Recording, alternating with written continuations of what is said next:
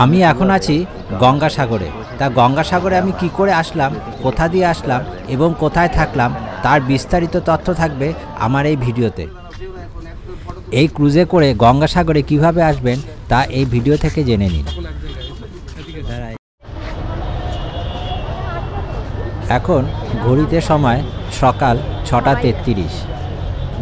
আমরা এসেছি শিয়ালদা স্টেশন থেকে ডায়মন্ড হারবার যাব। তার কারণ গঙ্গাসাগর যাওয়ার ক্রুজ ডায়মন্ড হারবার থেকে ছাড়ে। আমরা এখন আছি 15 নম্বর প্ল্যাটফর্মে।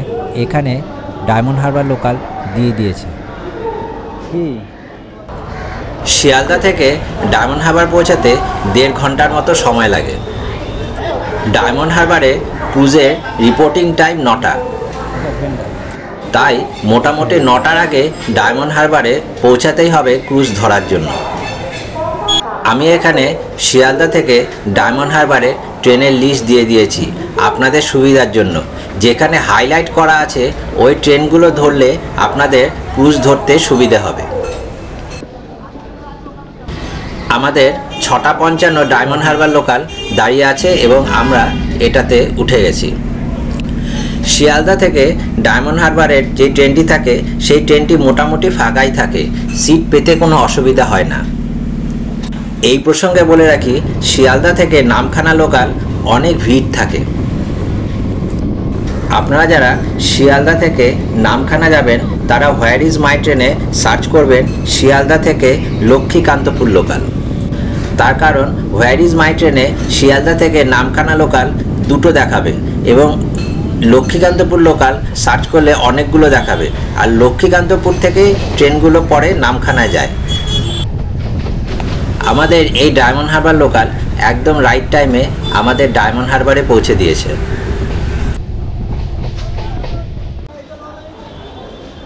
এখন ঘড়িতে বাজে 8:35 আর আমরা পৌঁছে গেছি ডায়মন্ড হারবার স্টেশনে। আর এই ডায়মন্ড হারবার স্টেশন থেকে বেরোলেই টোটো পেয়ে যাবেন। টোটো পার হেড 10 টাকা করে নেবে, আর টোটো যদি রিজার্ভ করেন তাহলে 50 টাকা করে নেবে। আমরা এখন পৌঁছে গেছি লঞ্চ ঘাটে।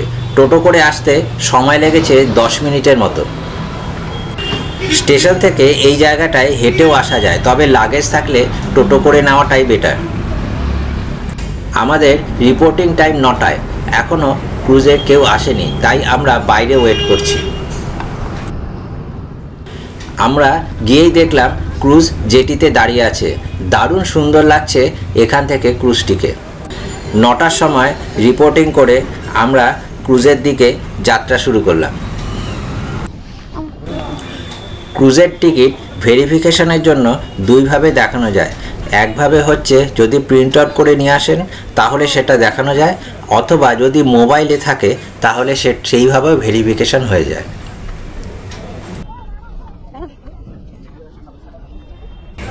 আমরা এখন চলে এসেছি নিউ ফ্রন্টিয়ার ক্রুজের সামনে। আর এখন ঘড়িতে বাজে 9:05। ঠিক 9:30টার সময় আমাদের এই ক্রুজ ছেড়ে দেবে। ক্রুজের সামনে দাঁড়িয়ে আমরা ফটো তুলে নিয়ে এবার আমরা ধীরে ধীরে ভেতরে প্রবেশ করলাম। এই ক্রুজের 2টি ডেক, একটা হচ্ছে আপার ডেক আর লোয়ার ডেক, আর আমাদের টিকিট হচ্ছে লোয়ার ডেকে। আমরা যাওয়ার সময় টিকিট কেটেছিলাম ইকোনমি ক্লাসে। ঢুকে বাঁদিকে ইকোনমি ক্লাস আর ডান দিকে হচ্ছে প্রিমিয়াম ক্লাস। এই ইকোনমি ক্লাসের ভাড়া 500 টাকা। আমি এখানে ওয়েবসাইট অ্যাড্রেস দিয়ে দিয়েছি, এইখান থেকে টিকিট বুক করা যায়। চলুন তাহলে আপনাদের একটু প্রিমিয়াম ক্লাসটাও ঘুরিয়ে নিয়ে আসি। এখন আমি এসেছি প্রিমিয়াম ক্লাসে। এই ক্রুজের টয়লেটটাও একটু দেখে নেওয়া দরকার। এই ক্রুজের টয়লেটগুলো পরিষ্কারই থাকে এবং ওদেরকে রিকোয়েস্ট করলে ওরা আবার পরিষ্কার করে দিয়ে যায়। এখন ঘড়িতে 9:35 বাজে আর আমাদের ক্রুজ ডায়মন্ড হারবার থেকে এখন গঙ্গাসাগরের উদ্দেশ্যে রওনা দিয়ে দিয়েছে। ডায়মন্ড হারবার থেকে গঙ্গাসাগর পর্যন্ত এই ক্রুজের যেতে সময় নেবে 2 ঘন্টা। এই ক্রুজের শেষ প্রান্তে দুটি টয়লেট আছে এবং এন্ট্রি গেটের পাশেও একটি টয়লেট আছে। আর এই এন্ট্রি গেটের পাশ দিয়েই ওপরের ডেকে ওঠা যায়। আর এখানে একটি পানীয় জলের ব্যবস্থাও আছে। আমাদের ক্রুজের এই ক্যাপ্টেন চালকের আসনে বসে আছেন এবং তিনি এই ক্রুজটিকে চালনা করছেন। আর পাশে যিনি বসে আছেন তিনি ঘোষণা করছেন যে আমাদের ক্রুজটি এখন কোন জায়গায় আছে এবং আমরা কোন আইল্যান্ড ক্রস করছি।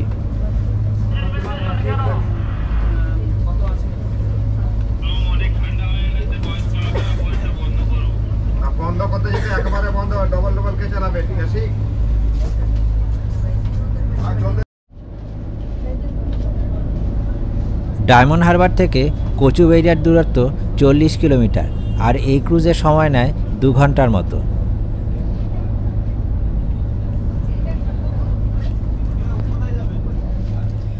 আমরা এখন এর পেছন দিকে আসলাম, যেখানে যাত্রীদের বসার ব্যবস্থা আছে। এখানে চেয়ার পাতা আছে এবং পাশে বেঞ্চ পাতা আছে, দুখানেই বসা যায় এবং পেছন দিকে আছে ইঞ্জিন।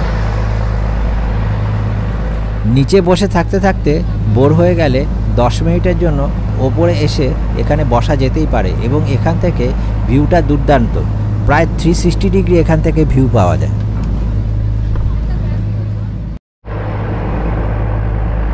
এবার একটু জেনে নেওয়া যাক এই ক্রুজের সিট ক্যাপাসিটি কত।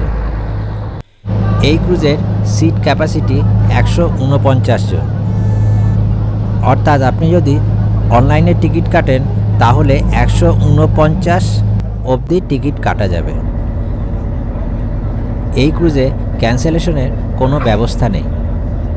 যদি কেউ সঠিক সময় এই ক্রুজে না চড়ে বা রিপোর্ট না করে তাহলে তার সিটটা অন্য কাউকে অ্যালট করে দেওয়া হয়। এর জন্য ক্রুজ ছাড়ার সময় 2-3 জন অ্যাডজাস্ট হয়ে যায়। এই ক্রুজের টিকিট যেরকম অনলাইন বুক করা যায় সেরকম অফলাইনেও বুক করা যায়। আমি অফলাইনে টিকিট বুক করার ফোন নাম্বার দিয়ে দিলাম, আপনারা সেখানে হোয়াটসঅ্যাপের মাধ্যমে বা ফোন করে টিকিট বুক করতে পারবেন। এখন আমরা ক্রস করছি ঘোড়ামরা আইল্যান্ড। নদীর ভাঙনে এবং বন্যাতে এই আইল্যান্ডের প্রচুর ক্ষতি হওয়াতে আইল্যান্ডের অনেকটা অংশই এখন নদীগর্ভে তলিয়ে যাচ্ছে।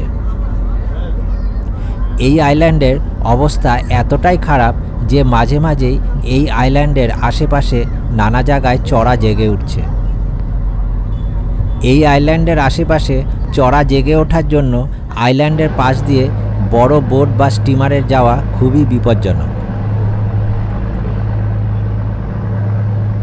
এই পুরো জানুয়ারি মাসটা ক্রুজের ভাড়া বর্ধিত হবে, তার কারণ গঙ্গাসাগর মেলা চলাকালীন ওদের কিছু বর্ধিত ফিস দিতে হয়। এই ক্রুজে ইকোনমি এবং প্রিমিয়ামের ভাড়া 100 থেকে 150 টাকা বৃদ্ধি পাবে। আমরা যখন 1 তারিখে টিকিট করেছিলাম তখন আমরা সেই বর্ধিত ভাড়াটা দিয়েছিলাম।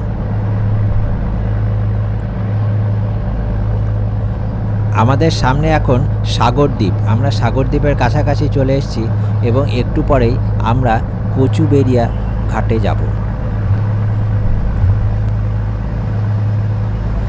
আজকে সকালে হাই টাইড ছিল, আর হাই টাইডের উল্টো দিকে আমাদের ক্রুজটি যাচ্ছিল, তাই যেতে 15 মিনিট বেশি সময় লেগে গেছিল।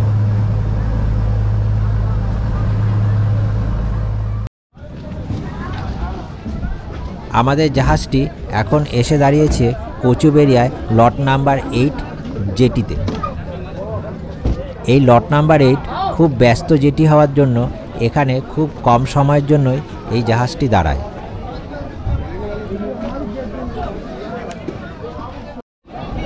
আমরা এখন জেটি থেকে বেরিয়ে যাচ্ছি এবং আমরা গঙ্গাসাগরে যাওয়ার জন্য অটো, বাস বা ম্যাজিক গাড়ি ধরব। কোথা থেকে ধরব এবং কত টাকা ভাড়া পড়বে আমি সেটা একটু পরেই আপনাদেরকে বলছি। আমরা এই লট নাম্বার 8 থেকে একটু সামনের দিকে এগিয়ে গেলাম। সামনে যে গাড়িগুলো দাঁড়িয়ে আছে সবই এগুলো রিজার্ভের। এগুলো না ধরে আপনারা বাস স্ট্যান্ডের কাছে এসে ম্যাজিক গাড়ি বা অটো ধরবেন। সেখানে আপনাদের পার হেড 60 টাকা করে পড়বে।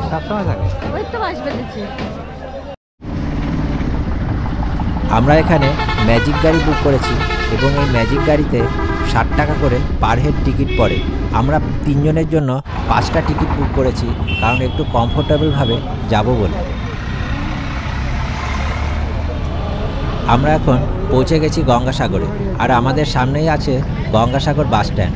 আমরা এখান থেকে একটা টোটো নিয়ে নেব, আর আমরা চলে যাব আমরা যেখানে হোটেল বুক করেছি সেইখানে।